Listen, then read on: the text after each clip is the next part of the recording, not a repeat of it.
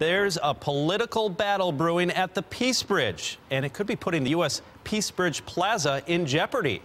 There's growing tension between the Canadian and American delegations at the Peace Bridge Authority. We told you about it yesterday on News 4 at 5. And now a local lawmaker wants to do away with the authority altogether. News 4's Nalina Shapiro is following this story.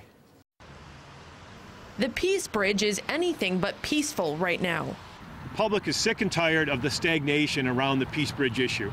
A local Democrat and Republican want to get rid of the International Peace Bridge Authority, or PBA, and transfer management over to the NFTA. The PBA was never going to be around forever.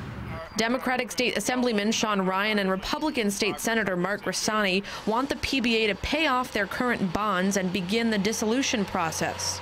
It's a complicated process because it's a binational commission, but make no mistake, the first step is with New York State because it is a New York registered corporation.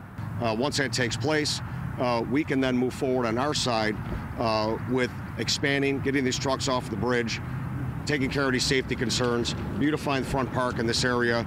Assemblyman Ryan says having Canadian decision makers on the PBA doesn't benefit Western New Yorkers. Ryan claims in the last 15 years the PBA spent over $100 million on the Canadian side and less than $20 million on our side. Our Peace Bridge entrance looks awful. The Fort Erie Peace Bridge entrance looks beautiful. Governor Andrew Cuomo is also pointing fingers at Canadian officials. Just 2 days ago, he sent them this heated letter saying in part, "Peace Bridge progress is in jeopardy." And in this letter, Governor Cuomo says it's because Canadian officials are dragging their feet. I reached out to the PBA for their reaction, but haven't heard back. Dissolving this, putting it under the NFTA, will open up this entire process in a much more transparent way. Nalina Shapiro, News 4.